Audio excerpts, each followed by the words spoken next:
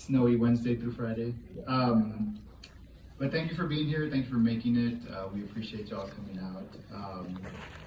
As always, I think we've tried to focus a lot of our work on and presentations on issues that we think not just our institutional public, our students, our faculty, our staff should become familiar with, should learn about, but also you all as community members that we value. We'd like to remind y'all, remember our first aficionados this year where we had Kate Perdoni give a talk about the Hikaria Apache.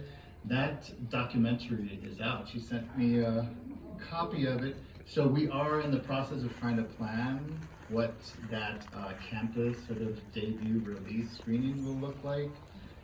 We've got a lot going on this block for this time of year, so maybe we're still in the process of trying to figure it out, but maybe look for something like that next block or sometime later, but we do plan to do that as we promised. So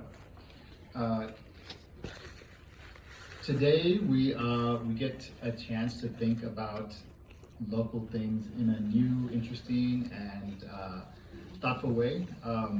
Our guest today, Savanah Pennell, is an artist, curator, and scholar that's currently based in Colorado Springs, previously based in Colorado Springs.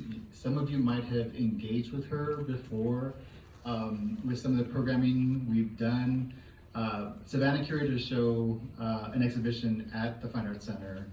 This was last year, fall of last year? Yeah. Called Mi Gente, which dealt with some of the similar topics that she'll be discussing with us today, but dealing with the Hispano and Chicano, Chicanx communities of the Southwest and the collections that are tied to these communities at the Fine Arts Center. We did a lot of wonderful programming. We had the great privilege of collaborating with Savanah throughout the process.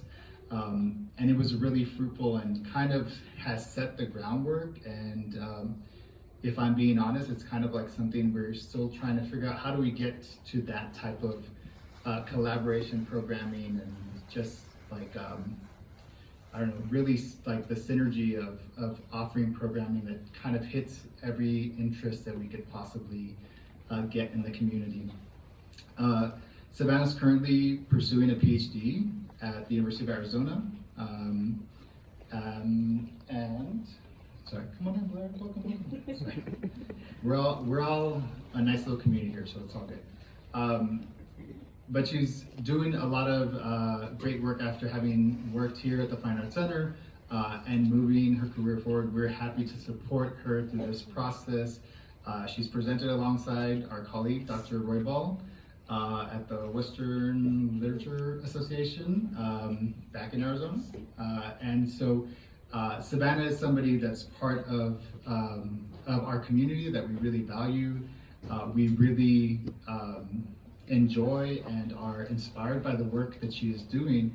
And we're really happy to have her today to be able to share that work with you all. And so please help me in welcoming Savanah Pennell.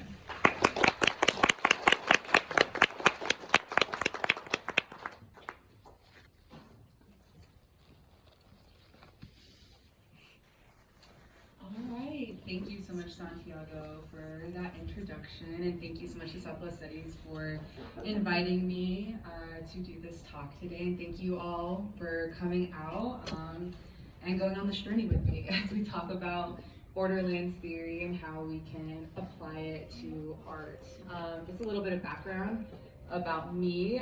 So like Santiago mentioned, I used to work at the Fine Arts Center here on campus as assistant curator of collections.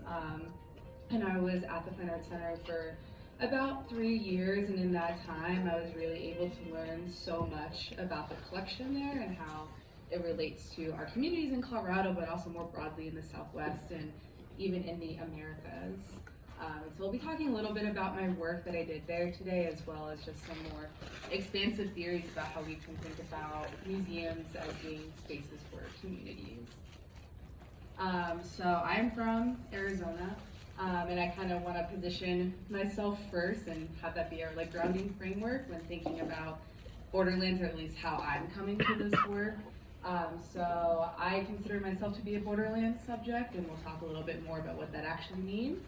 But I'm Chicana, my family is from Arizona and Sonora, and this is the San Javier mission that is in southern Arizona. It's just outside of Tucson, about an hour from the border, Nogales, and about like 2 hours south of Phoenix. This is my mom here. When I told her I was having a picture in this presentation, she got kind of upset with me, but it's okay. And that is her with my grandfather as well in front of this church. And I think this site in particular can really situate us in thinking about the complexities of the border. Because like I said, this is really close, like in proximity to the actual border, but it's also on the San Javier Reservation, and it is stewarded by the Tohono O'odham Nation. They're the ones who care for this building, although it's also part of the archdiocese in the area. And the building itself also has iconographies that are like made from the Tohono O'odham people. So it's one of those interesting moments of like a synchronistic thing where there's both this Roman Catholic iconography and indigenous iconographies coming together in this very complicated space. And this site has been important for my family and the larger communities for a very long time. With my family coming here often. This is some pictures of the last time that I was there, where you can see a little bit more close up of the front face of the church. And so I want to kind of start us by asking, what are the borderlands? There's a lot of different ways that we can consider what the borderlands are. There's, of course, geographically. So here's a map of New Spain and the areas that were ceded by Mexico after the Mexican-American War and the Treaty of Guadalupe Hidalgo in 1848. And for some, this is how they conceive of the borderlands. It is this entire area. If any of y'all happen to see the Borderlands exhibition at History Colorado up in Denver, this is how they were thinking about it. For them, the borderlands extended all the way up to Wyoming. So Colorado was part of the borderlands in that sense. But then, of course, there's also the very real reality of actually living in proximity to the border. So these are some pictures that I took the last time I was in Nogales on both sides of the border. And clearly, this is very different than living in Colorado. And yet both could be considered the same thing in the sense of the borderlands. And I think in Arizona and in Phoenix too, this gets even more complicated when thinking about how this is a heavily surveilled area, a heavily militarized area, and Border Patrol is actually able to go anywhere within 100 miles of the border. So that means like in the Phoenix metro area, Border Patrol is able to be there. And people who are migrants crossing the desert, they often are found just maybe 45 minutes outside of like the Phoenix metropolitan area. So even thinking about like what it means to be close to this border is still kind of expansive in a way. And then we come to thinking about borderlands in an even bigger picture, and a lot of my work is centered around the writing of Gloria Anzaldúa, who wrote the incredibly impactful and important work, Borderlands, La Frontera. And this work has been like really important to me and impactful, and I almost feel like every project I do ends up coming back to this in some way. I first was introduced to this book early on in college, like many other Chicano folks, when I was really like struggling with my own identity and trying to figure out like who I was, and I had a friend who recommended that I read this book. And at the time, it really resonated with me. It was really important, but as some time went on, I started to become aware of more critiques of this book, specifically this concept of being mestiza or mestizo or of mixed race, and how that as a concept operates very differently in Mexico, where the nation state there like uses this idea to promote unity as like one people, as we are all Spanish and we're all indigenous. However, that is complicit in erasing the very real and alive indigenous people who are still in Mexico today. as well as some other scholars that she references in this book who talk about being mestiza as being like the cosmic race in almost a eugenic sense, is like it's most ideal that we are all mixed together. But since like sitting with that critique, I've had like the incredible experience of meeting some folks who actually knew Gloria Anzaldúa and people who've written about her after her death and thinking about like, okay, if she was still alive today, how would maybe she respond to that? And I think we get the sense, at least from the people that I've talked to and things I've read, is that she probably would have had some kind of response to that. She wouldn't be the kind of person who would be like, oh yeah, like this eugenics idea, that's the thing that I'm trying to get at here. And as I'm going to continue talking about this, we're looking at things like academic theory and institutions like museums and universities. But at the end of the day, I don't think those are the things that are going to like help us seek liberation in the kind of problems that we're facing. And those aren't the systems that are going to be the things that help us.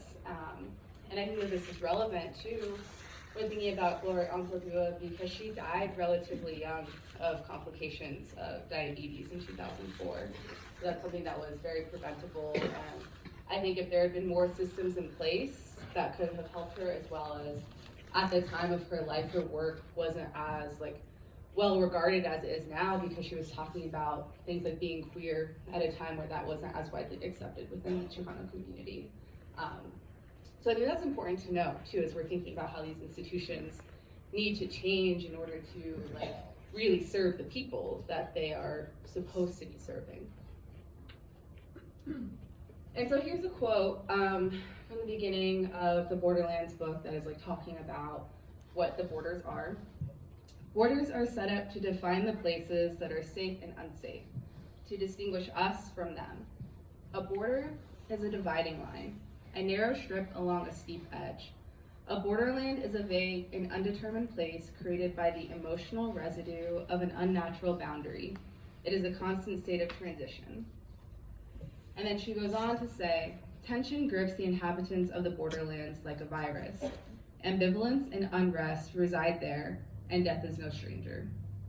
So I think this is one way that we can think about the borderlands, like what it means to go through that space. But I think some of the face value of looking at this text, it's looking at what it means specifically for Chicano folks to embody multiple identities at one time, and like how do you move between those two spaces? How do you be both here and there, or feeling like you're neither here or there, and how to kind of navigate that and sit with that. And like for me, when I first came to this work, that was a lot of what I was struggling with. But she also talks about the borderlands as being a liminal space, a spiritual space and experience, as well as the psychological state. And I think that all of these things of like thinking about the border and a liminal space as like that transitory element of it, the spiritual. In her text, she talks a lot about different deities that have this kind of synchronistic value to them, that are embodying multiple ideas and cultures, and then the psychological of actually like sitting with your identity, and that being something that's not like only tied to being Chicanx. Like that could be anything that you feel half in this and half in this, and sometimes you don't feel like you fit in either category perfectly. And to capture the essence of this, she talks about the phrase Nepantla, which is a Nahuatl word that means in between or in the middle. And some of the ideas that Gloria Anzaldúa talks about are also like really talked about in the many other texts, specifically things like double consciousness, where we can look to works by W.E.B. Du Bois. But also, like in my presentation right now, these are some of the other texts that are pretty fundamental in the way that I'm thinking about art and museums. So things like Edward Said's Orientalism, The Wretched of the Earth, and Art on My Mind by Bell Hooks. But I want to go back to this quote really quickly, and we're going to kind of break it down But I want us all to think about this within the context of a museum. So think of any museum. If you've been to the Fine Arts Center, you can think about that one. But anyone that you want to imagine, if you are conjuring the image of a museum in your head. So this first sentence, borders are set up to define the places that are safe and unsafe, to distinguish us from them. I think that often museums set up this kind of dichotomy with them too, of like you go to a museum, it's often a very imposing building that can feel intimidating upon entering. There are like specific rules in place that you have to follow, and there's very clearly some type of authority that is determining like what you get to see and how you get to learn about it. So there is this us versus them kind of moment happening there.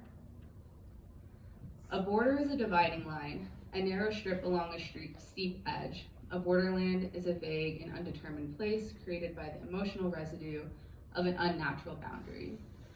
This us versus them feeling that you can have when going into a place like a museum is very unnatural, especially if you think about what it is you're looking at and how that might relate to you in your own culture. If you're looking at something that maybe would have been used by your own community before, suddenly behind glass, and you can't touch it or actually experience it in the way it was meant to, that can be a very unnerving experience to have. It is a constant state of transition. Museums are constantly flowing in and out with lots of different people coming in and out to see the different exhibitions, as well as just the turnover of exhibitions over and over again. They're always in this state of transition. And I think in a best case scenario, museums are also always evolving and adapting to the needs of their community. Tension grips the inhabitants of the borderlands like a virus. I think that a lot of folks who work in museums have experienced this feeling of this tension, especially maybe knowing what they want to do and the kind of work that they want to provide for the community, but not always having the resources or the abilities to do that for many different reasons. An ambivalence and unrest reside there, and death is no stranger. As we've seen in recent years, there has been more protests against various issues that museums are faced with right now, whether that be things like ethical practices for employees, having objects within their collections that should not be there. And I think particularly like in the worst way that museums operate, like death is no stranger. Museums are very complicit in the violence of colonialism that has happened over time. They sometimes literally have bodies of indigenous people within them, but also sacred objects and artifacts that have been stolen from communities. And so this is kind of like what I imagine when I imagine of these like original colonial institutions. And kind of like I was saying before, like all of these institutions were created because of colonialism. Like for example, people started collecting objects in Mexico and the Americas and bringing them back to Spain almost as a form of propaganda, like to show like, look at the wealth of the colonies, look at how good we're doing. Don't you want to go there and like send your money and resources there too? And there's been this call in recent years to decolonize museums, but I think it begs the question if that's actually even possible, because how do you decolonize a thing that was only born of the thing that you're trying to undo? Like that kind of feels impossible. I don't think that means that we shouldn't try, we shouldn't put in the work, but I think it means that we really have to like radically shift about how we think these institutions function and what the role of them is within society. And so there's many people that have been thinking about these things and asking these questions for a long time. Many are Chicana writers who are also informed by Gloria Anzaldua's work. This is a quote from Karen Mary Davalos's Exhibiting Mestizaje that I think is pretty poignant here. She's talking about state and federally run museums, and she says that they instruct visitors about who belongs and does not belong to the nation, or who contributes and does not contribute to that nation's imagined civilizing force. And I think that can be really felt when going to a lot of museums, where you just see the differences in how certain objects are treated rather than others. Like, why is it that sometimes an indigenous object only has like very, very minimal information, whereas a painter that maybe like is also not as relevant to like maybe the movement that they were a part of, but for whatever reason we have like tons of information about that person. And so what I'm asking here today and have been thinking about is how can we put Borderlands theory and other decolonial frameworks into praxis within museums with the sole purpose of serving our communities. For me, that is what the purpose of a museum is, kind of regardless of where it's situated, is that we should be serving the needs of our community members and really listening to what it is that they're wanting to see within our institutions. And so I think that there's a few different ways that we can kind of tackle these ideas. So today I'm going to be talking about specifically object care, exhibitions, and how we can connect with visitors. And in terms of how we can actually put some of these ideas into praxis, I think that we can look to some other disciplines for some like help in figuring out how to do that. So some spaces like healthcare and anthropology, certainly looking at artists and what they're doing, and then also the field of education. And I'll also preface this to say my background is in curatorial work, so that's where I'm coming from. Somebody who's in collections management, for example, they might have a different perspective on how to go about this kind of work and asking these questions. So, what happens when an indigenous object goes into a museum? This is a quote from Borderlands by Gloria Anzaldúa, where she says, "An Indian mask in an American museum is transported into an alien aesthetic system where what is missing is the presence of power invoked through performance ritual. It has become a conquered thing, a dead thing, separated from nature and therefore its power."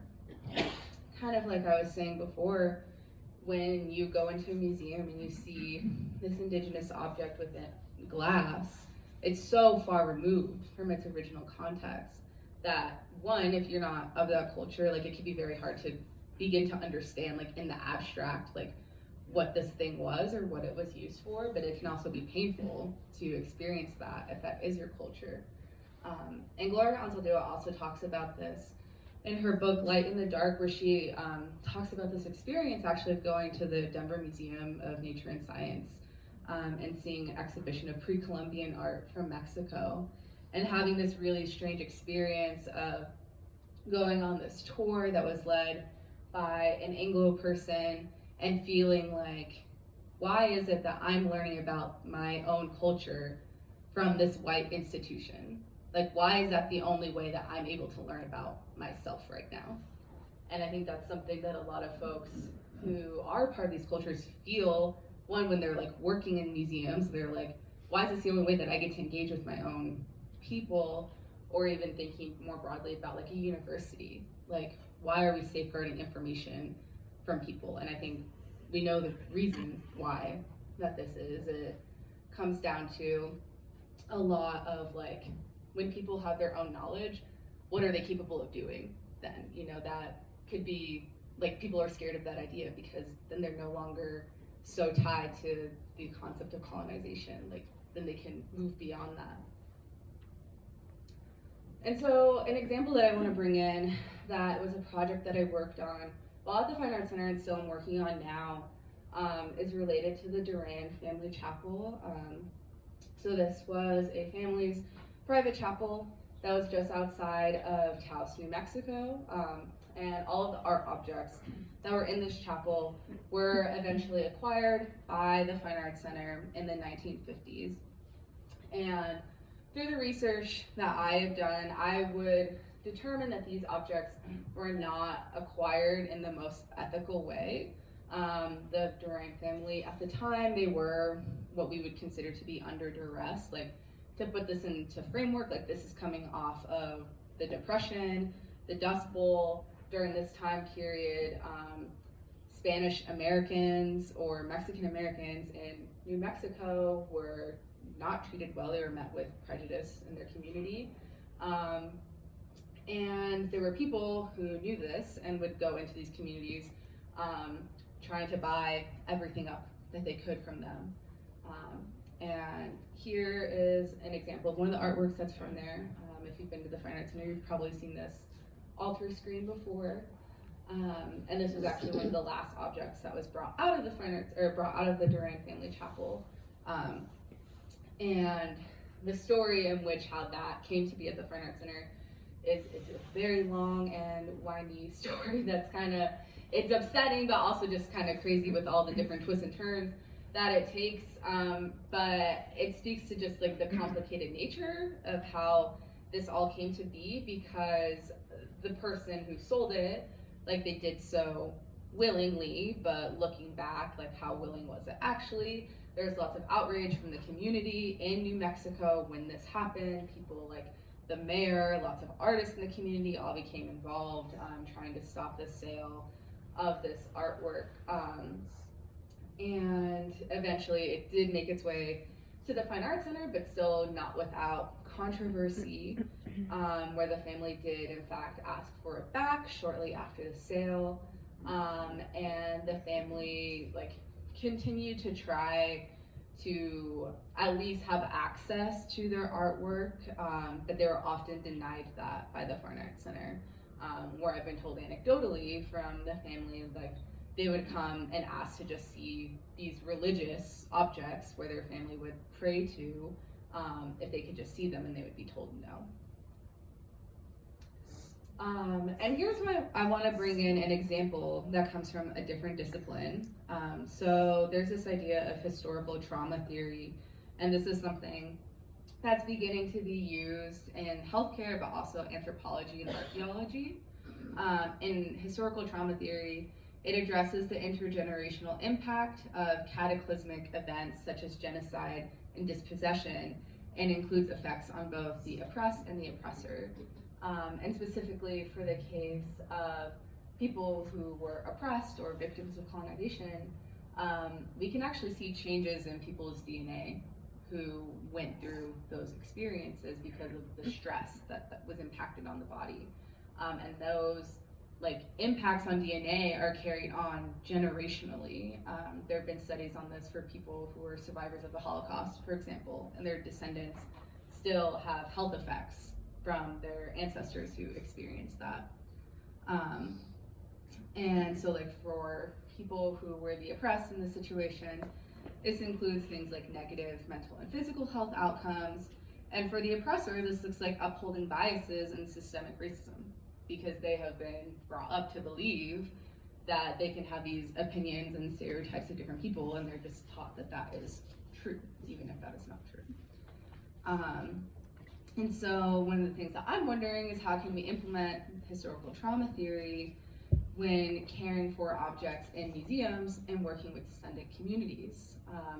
I know some folks who work within like the field of archaeology, for example, who are going out into the field. This is something that they're trying to be mindful of, how they can be trauma informed and knowing how they can move cautiously and compassionately with indigenous communities, who sometimes they themselves, like indigenous communities, will ask for archaeologists to come for various reasons, but still being like aware of the fact of, hey, I'm in a field that caused pain to people before, how can I not do that, and in fact try to do some of the work to fix the harm of my predecessors before.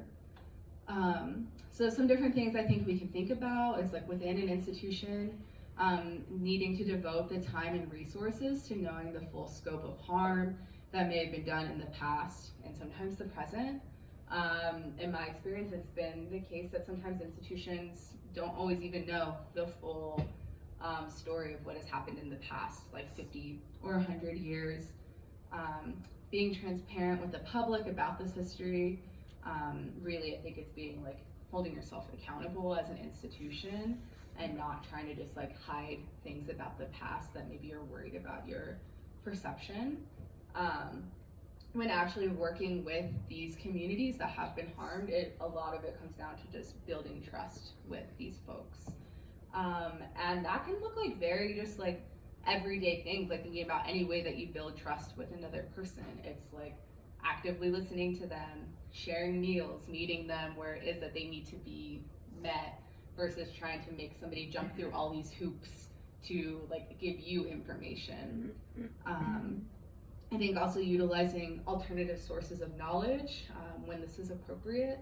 So for example, listening to elders, tribal leaders, about like what they know about an object and valuing that just as much as what maybe you might learn from a professor or a book. I think it also looks like listening to artists who are sometimes like really the foremost researchers in their field, and valuing their opinion just as much as somebody who maybe went to graduate school for that thing. Listening to the needs and wants of descendant communities and following through on addressing those needs and wants, specifically for object care and display. So if somebody tells you like, hey, I really don't think it's appropriate for this to be like on view in this exhibition in this way, then honoring that. As well as I've had experiences bringing people down to view like the collection of a museum, and people being really taken aback when they see how we store something. And so asking them like, hey, like what do you think would be more appropriate for how we take care of this object when it's not on view? Like how do you think we should store it? Or for example, like with the Duran family, the santos or the saint sculptures that they had in the chapel, those are things that are believed to be living beings. And so one of the things that they told us was that we should talk to them because they are a living person. And even if that's not what your belief is, or maybe if that's not what my belief is, I'm gonna honor that for that person because I know it's important for them. And then of course, things like restitution, repatriation, and reparations. If we are able to make those things happen, and I think institutions should do everything in their power to make those things happen. And then also thinking about this idea of shared stewardship. And stewardship, it basically means like how a museum like takes care of an object, how they put it on view, kind of the things that we're talking about, and also like the ownership of it. And sometimes some communities, like they may not want an object repatriated or given back to them, but they're interested in still always being like involved in the conversation of how we take care of this thing. So maybe that means we have shared ownership of it. Maybe sometimes it moves between spaces, that kind of thing. And so for example, this is an object that was in the Mi Gente exhibition at the Fine Arts Center that came from the Duran family chapel. And before putting this object on view, I had a conversation with the family about like, one, did it feel okay to put this object on view? Two, how would you feel it's like most appropriate? Three, I asked them if they would help contribute to like the wall label and how it was that they wanted it to be talked about, as well as like what information was most important to them that be gotten across from this. And the thing actually that was most important for them was that they wanted people to know that the chapel still existed and that their family was very much still alive in there. Bell Hooks has also kind of talked about this within the context of like contemporary artists. So here's a quote from Art on My Mind where she says, "If one can make a people lose touch with their capacity to create, lose sight of their will and their power to make art, then the work of subjugation, of colonization is complete." So I think it's also important to think about like when these objects are taken away from communities and held in storage sometimes for ever, almost very long periods of time, and people aren't around the objects of their culture anymore, how that can impact whether or not they make art or what their art is like. Because I mean, I also am an artist, and I feel like if I had never seen art of my own culture, like I would, one, feel like, can I even be an artist? Because I don't have any point of reference of people who are like me who are also artists. And two, like, I think just knowing what my ancestors did would inform me in one way or another how I would also go about making things. And this brings me to my next point of thinking about exhibitions, and why it's important to exhibit artists who are, one, unpacking this idea of what it means to be a borderland subject or feel in between these spaces, And in doing this, I think that we have to, again, acknowledge historical harm. This is something that I think is really important, especially when working with contemporary artists, because sometimes they know more than we do about maybe the history of our own institution, and we may have done harm to their ancestors, and that needs to, like, first and foremost be addressed when trying to establish this relationship with this person.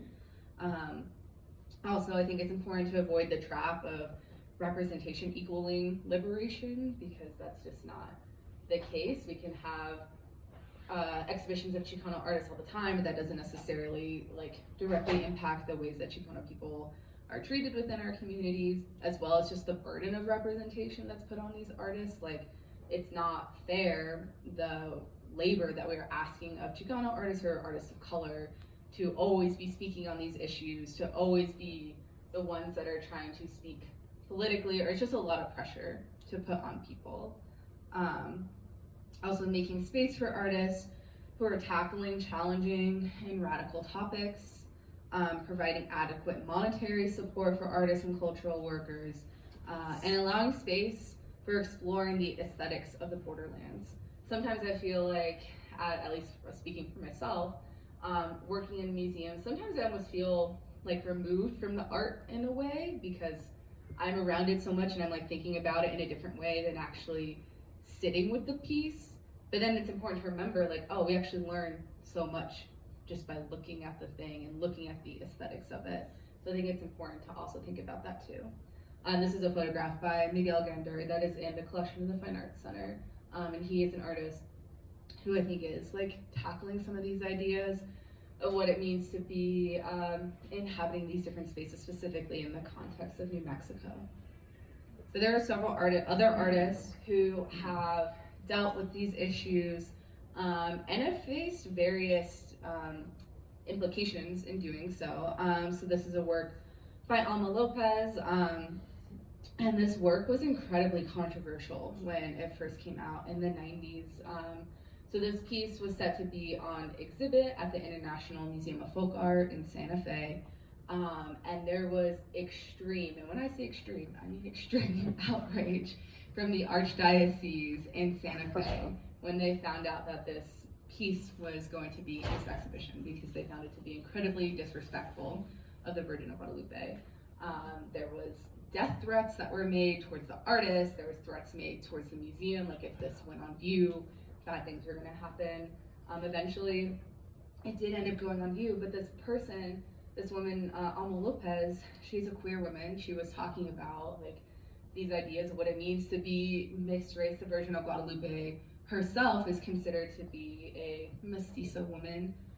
So she was in fact embodying many ways this in-betweenness, and she was immediately shunned from her community, her own community of other Chicano folks in New Mexico, for trying to talk about it, what it actually meant to inhabit that. Another artist who looked at this throughout her life was Laura Aguilar. And she did this, I feel, in like two very different ways. So here we can very clearly see like the symbolism of what it means to be bound by these two cultures in a potentially violent way. But she also made these really beautiful photographs in the landscape with her naked body, which I think also articulate the Borderlands experience and like a very, I don't know, a very like visceral way, at least for me. Like this feels very true, like when I look at this photograph, of what it means to like connect with the land in a very particular way, but also again, like as a woman embodying different identities, to be a woman whose body doesn't look like the typical like standard of Western beauty as well. So she was thinking about the Borderlands in a couple different ways.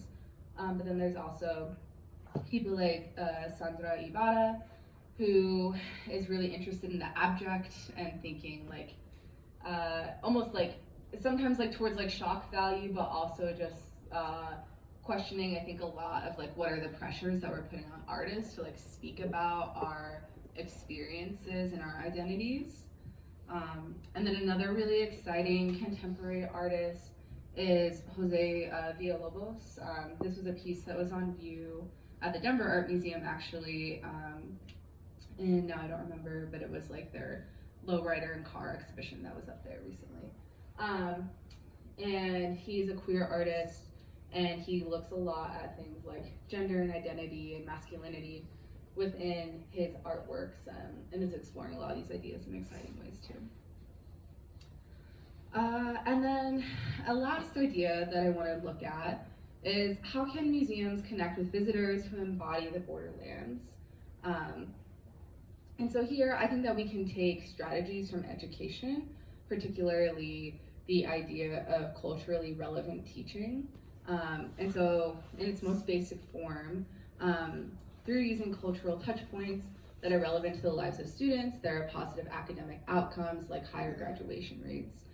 This is used often in ethnic studies, and was notably used in the Tucson Unified School District in Tucson, Arizona, where teachers were teaching ethnic studies. They were teaching Mexican American studies because that is the primary demographic of their students. But they also were like thinking about and noticing like, oh, when I teach my students who are Chicano writers, their literacy rates are going up. And when I'm utilizing things like the Aztec calendar, it's really helping them with math, and their math scores are going up. And I have been wondering about how we can maybe also implement this strategy within museums, particularly when looking at objects that maybe don't directly relate to like someone's culture. Like how can we create points of access for that person to begin to think about it in different ways? Fundamentally, museums are only accessible to the privileged. Sometimes they're expensive to go to. Like I was saying, like they can feel imposing in like a place you don't belong to. Sometimes there's a language barrier if museums don't have bilingual information.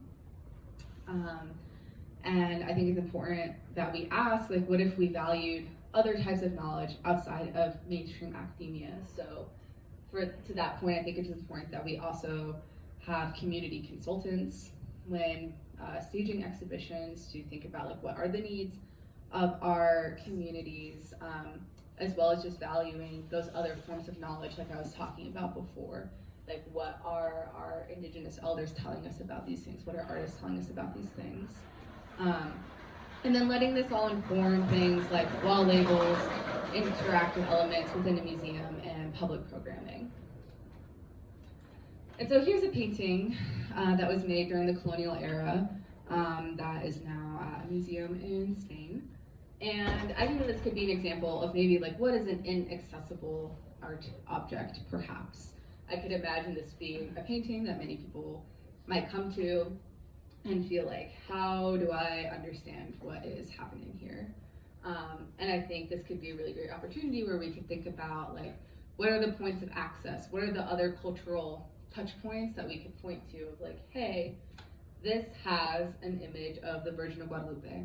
What are some other maybe more like, not necessarily just relevant, but like known images of the Virgin of Guadalupe? What are maybe some like stories that we could point to about her that could help somebody start to unpack what's happening here? This is a Costa painting, so that means that it's breaking down the different racial classes that were within New Spain. So thinking about that in itself, like what is a caste system? What does it mean to socially stratify people in this way? And what are the different ways that we could begin to unpack that with people as a complicated concept? And while at the time this wasn't what I was, like I didn't have this idea of culturally relevant teaching in my head, when I was working on this project at the Mijente exhibition at the Fine Arts Center, this was kind of what I was getting at with some of what we were doing of like, how can we make the museum feel more accessible for our Chicano community here in Colorado Springs, but also just in general. And for me, that looked like bringing in different like relevant cultural touch points like lowrider culture, which is a prominent thing here in the Springs and in Colorado broadly, but also within the wall labels of the show, like I tried to really think like how can we get outside of the realm of like art speak? Like how can we use terminology that is more accessible to folks? How can we just talk about concepts in a way, like something like gentrification, which is like Tony Ortega's painting that's in the back behind the mask, like that's really what he's thinking about in that work is gentrification. But how can we talk about that in a way that feels very real? So like in that label, we talked about like his actual experience living in Denver and witnessing gentrification over the years there.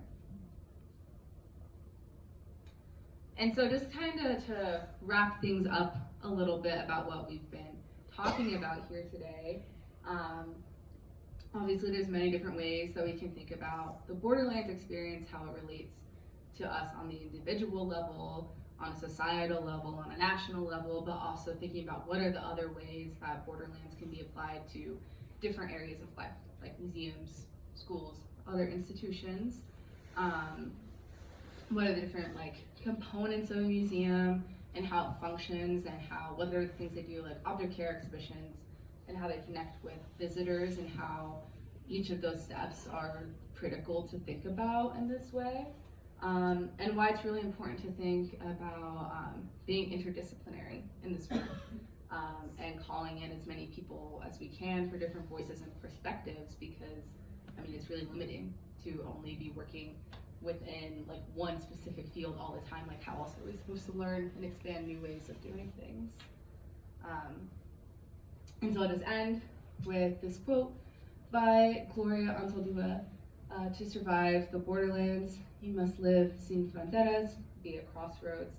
At the end of the day, I think this is really what it all comes down to, is like acknowledging how we are in this in-between space, so that way we can move forward in a way that is productive and healing for our communities. Thank you. Any questions anyone might have? I thought the Fine Arts Center gave back all the stuff they got not so, above board. I thought they gave that back to the original owners. Is that something I read or I just made that up? I mean, I think it's something, again, I don't work there presently, so I can't speak to everything they're doing right now, but I think that is something that they're actively working towards, okay. But it's something that takes a lot of time Right. to actually get into motion. Because they have so many pieces from so many different places. Yeah, and kind of like I said too, like there's a culture or a person, they don't always want everything back as well. So Okay. thinking about I see. how do we, like what is the next best thing that we can do to care for that thing? Okay. Yeah.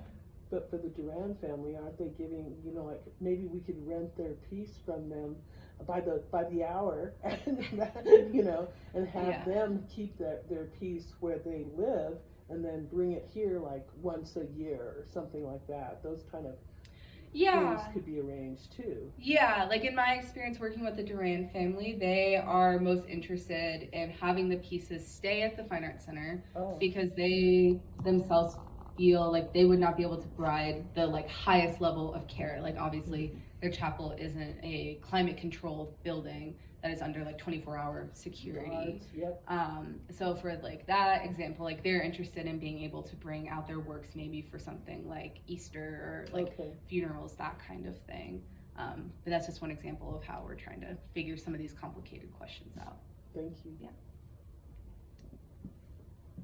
Yes. Well, if the Fine Arts Center hadn't bought that stuff from the Duran family, what would have happened to it? Would it have been like maybe gotten destroyed by weather or elements or something?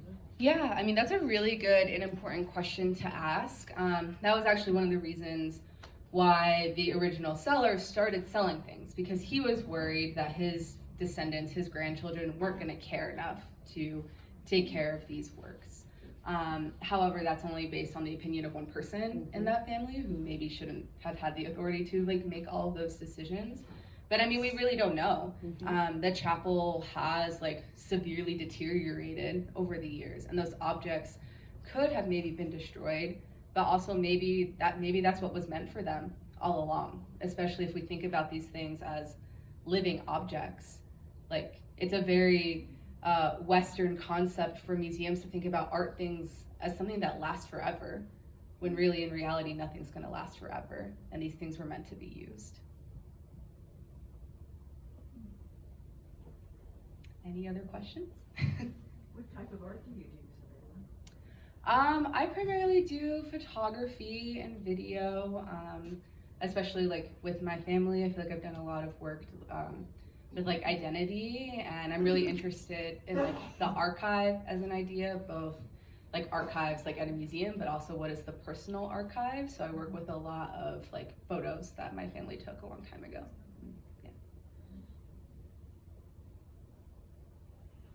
Anything else?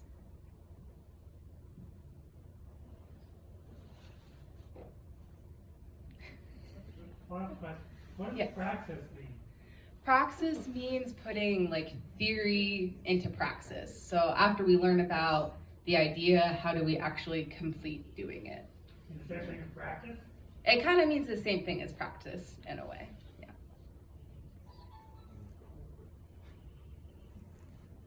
Yes. There was the one slide, oh my god, sorry, where you had like reparations, like the 3 different things that we could do, and they all started with R's. Mm-hmm. And I don't remember them, but what do they all mean? I know what reparations mean, but I didn't know what the other 2. Yeah. So repeat the question. Yeah. So she asked. I can find the slide. What does restitution, repatriation, and reparations mean? So reparations mean to give money to somebody who has experienced harm, perhaps by colonialism, imperialism, slavery, that kind of thing. Repatriation means to give back an object, and then restitution is also like specifically looking at things that were like stolen, and like, do we give those things back, or how do we fix that harm?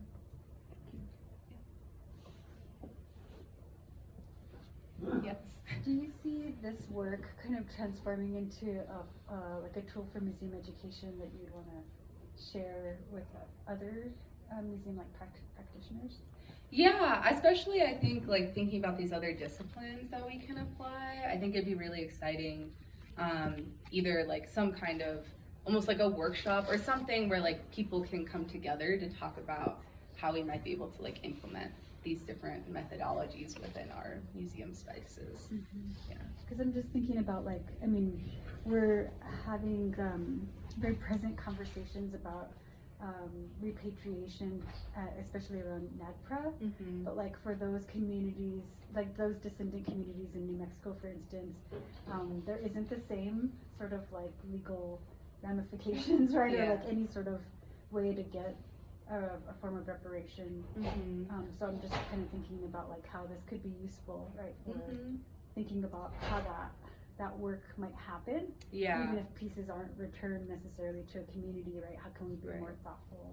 Yeah, I think so, especially because like you're saying, like because there are certain areas where something like NAGPRA, which is a law that makes indigenous remains or artifacts sometimes have to be federally repatriated to communities. That doesn't always encapsulate all indigenous communities within the US, as well as just other communities that kind of inhabit complicated identities. And I think it's like in order to do that work, because there is no framework for it, we have to have a lot of people in the room to figure out what to do. So I think we also have to look to a lot of like our artists to help lead those conversations as well. Yeah. Yes. Can you talk about the paintings that were removed from it used to be the Deco restaurant, Lounge. the Deco Lounge, no, not Deco Lounge, the restaurant area that depicted blackface and a subservient black person. Mm-hmm. Can you talk about that whole issue?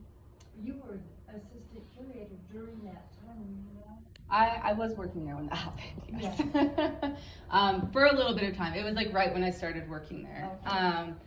But so there was this instance in the Deco Lounge, which used to be a restaurant at the Fine Arts Center. There was these paintings that had very problematic depictions of Black people in them. And the choice was made to have those paintings taken down. And my understanding is that also came out of various community conversations about what to do with those paintings. But ultimately, I think it was decided to take those works down because they were actively harmful for our community.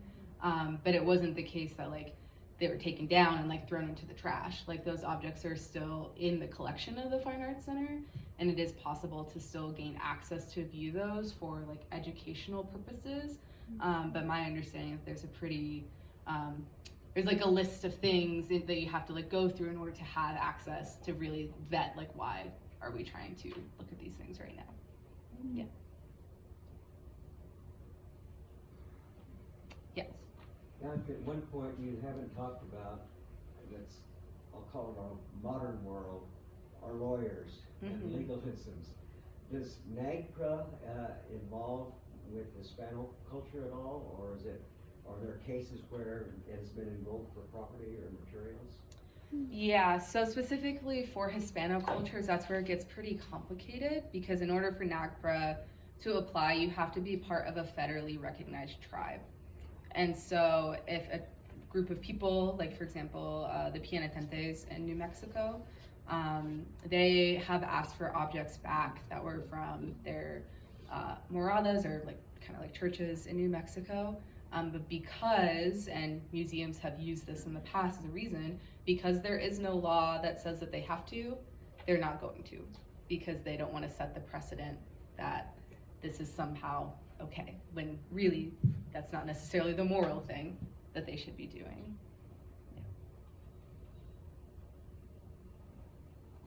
Yeah. Yes. I just want to say that with the murals that were removed, I think it's important to indicate that Ward Lockwood was commissioned to create those murals, and it was to represent the American theater. So one of the panels in question was actually depicting a scene from what had been a very important American Broadway play based on Harriet Beecher Stowe's Uncle Tom's Cabin, which was a very well-known anti-slavery, pro-abolition novel at the time. And then the other was a depiction of a minstrel show, which again is not acceptable imagery today, but it is a historical fact, and this was part of the development of American theater. So whether you think they should have been taken down or left there with some further context, I think it's important to say that this artist didn't just come and try to paint some very offensive imagery. Yeah, I mean, that is true. I think that's where it comes down to recognizing what's happening in our community today, and how do people feel today, and how can we continue to try to fix, I guess maybe not necessarily fix if that person was like at the time not intending to do harm, but even if they weren't intending to, acknowledging maybe how it still did impact harm. And that's where context is critical.